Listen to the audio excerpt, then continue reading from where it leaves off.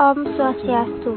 Perkenalkan, kami dari kelompok 3 akan mempresentasikan bentuk perusahaan perseorangan, bentuk perusahaan firma, dan bentuk perusahaan CV. Sebelum kami memulai presentasi, kami akan memperkenalkan diri terlebih dahulu. Perkenalkan, nama saya Nikadek Linda Lestari Putri, nomor absen 29, dan Nikadek Yuli Karisma Dewi, nomor 30.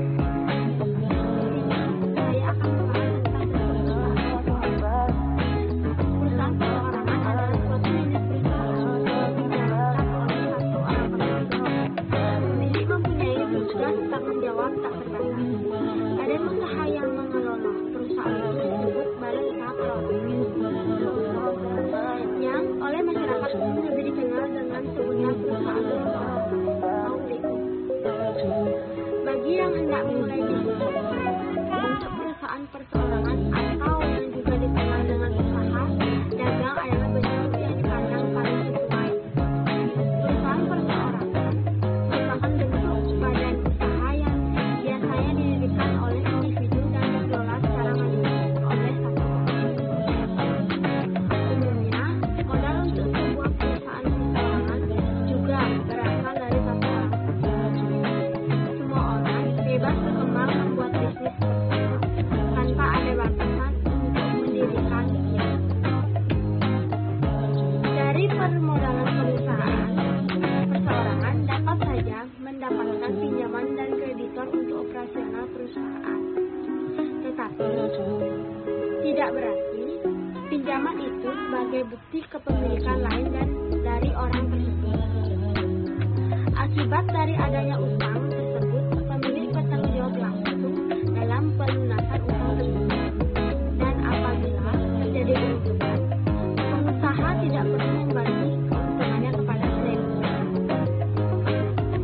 Perusahaan perseorangan adalah perusahaan yang paling digemari oleh masyarakat karena bentuk usaha itu dikelola oleh satu orang yang mengendalikan semua perusahaan dan menerima seluruh profit serta bertanggung jawab atas semua utang dan ciri-ciri perusahaan perseorangan.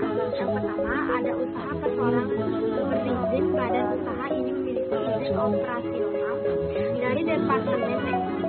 Misalnya, bila perusahaan perseorangan bergerak dalam bidang dagang, maka dapat memiliki izin tanda daftar usaha perdagangan TDUP, surat izin usaha perdagangan. Yang kedua, usaha perseorangan yang tidak memiliki izin berikut ini adalah bisnis pertanian dan bisnis perdagangan. Yang ketiga, dimiliki perseorangan atau individu atau perusahaan keluarga. Yang keempat, ada pengelolaannya sederhana. Yang kelima, ada modalnya relatif tidak terlalu besar. Yang keenam, nilai penjualannya dan nilai tambah yang diciptakan relatif kecil. Yang terakhir, yang ketujuh, kelangsungan usahanya tergantung kepada para pemiliknya. Adapun contoh perusahaan perseorangan, usaha kecil atau UMKM, usaha kecil menengah seperti bengkel, salon kecantikan, rumah makan, persewaan komputer dan internet, toko kelontong, tukang bakso keliling, pedagangan asolan, laundry, dan lain-lain. Adapun kelebihan dan kelemahan perusahaan perseorangan. Pertama, ada kelebihannya. Perseorangan tidak dikenakan pajak. Perusahaan seperti halnya PT ataupun partnership firma.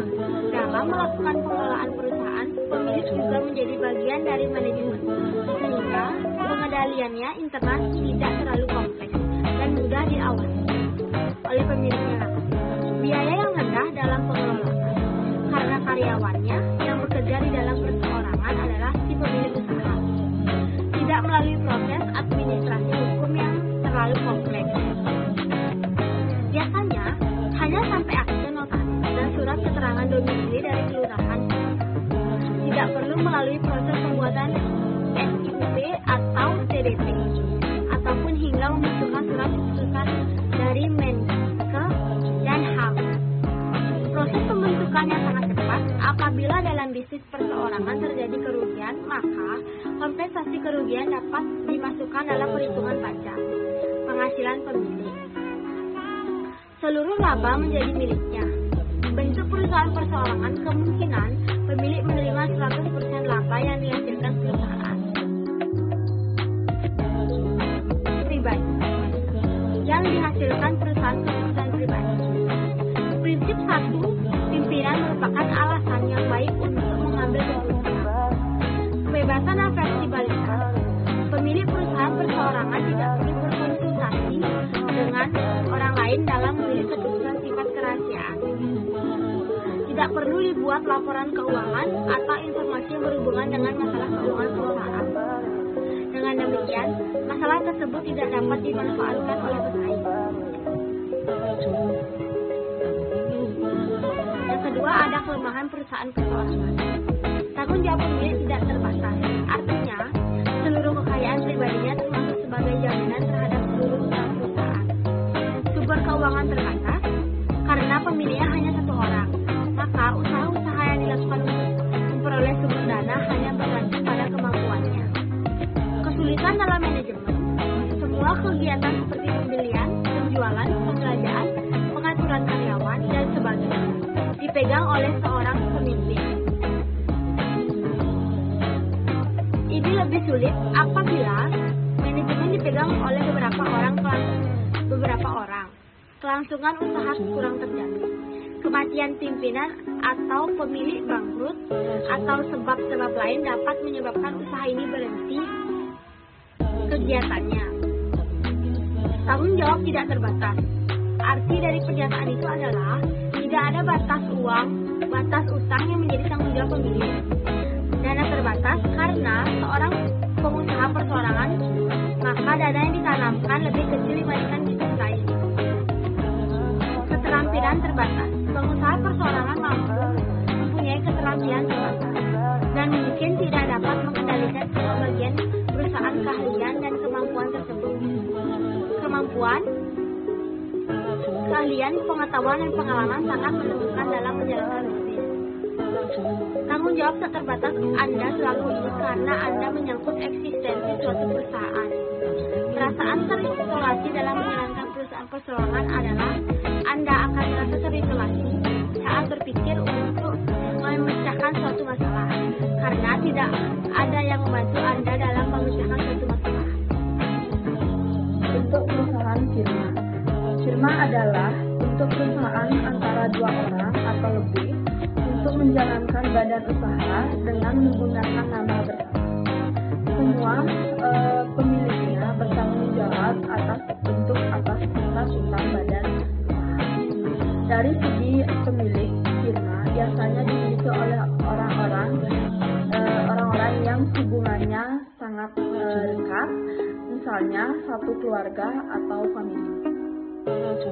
Hal ini disebabkan para pemilik firma harus bertanggung jawab atas terbatas terhadap firma. Karena memiliki firma lebih dari satu orang, maka bentuk pendirian firma harus dengan akte notaris, didaftarkan pada pengadilan negeri setempat dan didaftarkan pada kantor dinas ekonomi setempat untuk mendapatkan nomor registrasi kebersihannya pada. Dengan demikian, secara hukum perjanjian persekutuan antara pemiliknya akan menjadi lebih luas atau Adapun kelebihan dan kekurangan firma, yang pertama itu kelebihan dari perusahaan firma. Yang pertama, sistem pengelolaan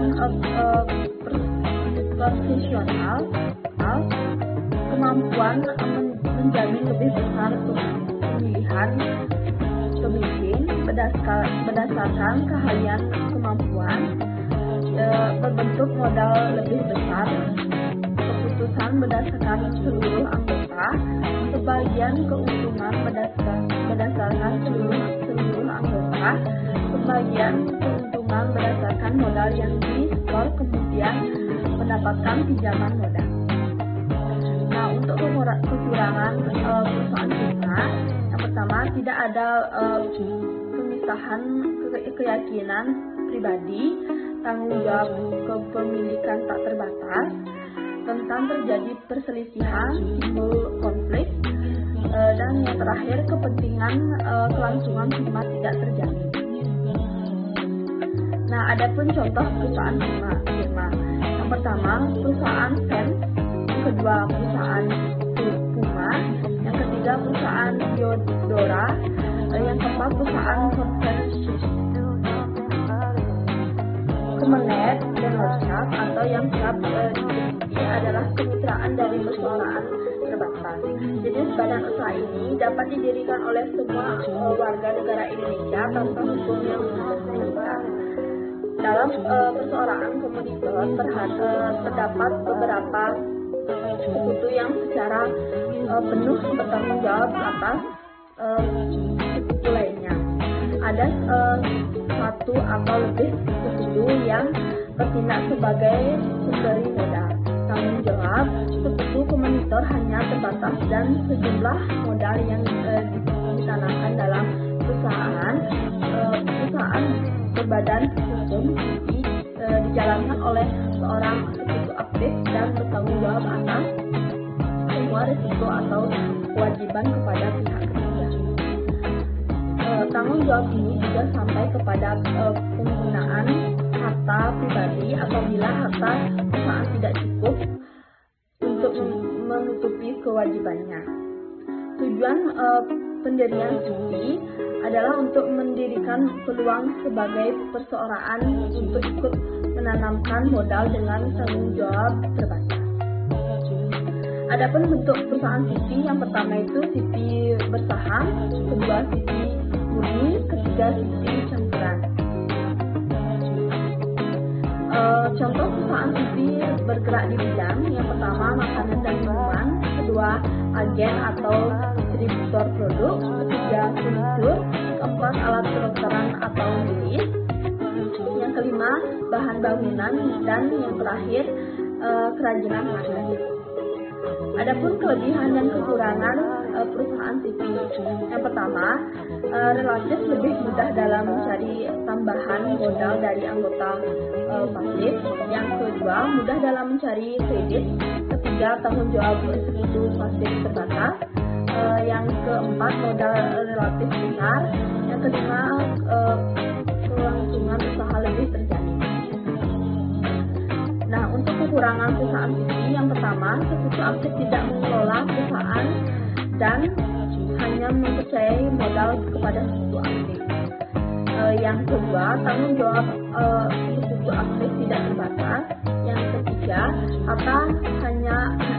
kekayaan sekutu aktif dapat disita jika perusahaan mengalami kebangkrutan.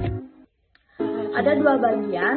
Yang pertama, sekutu aktif atau sekutu komplementer adalah sekutu yang menjalankan perusahaan dan berhak melakukan perjanjian dengan pihak ketiga. Artinya semua kebijakan perusahaan dijalankan disebut sebagai persuruh kuasa atau persuruh pemilik. Yang kedua, sekutu pasif atau sekutu komplementer adalah sekutu yang hanya menyertakan modal dalam persekutuan. Jika perusahaan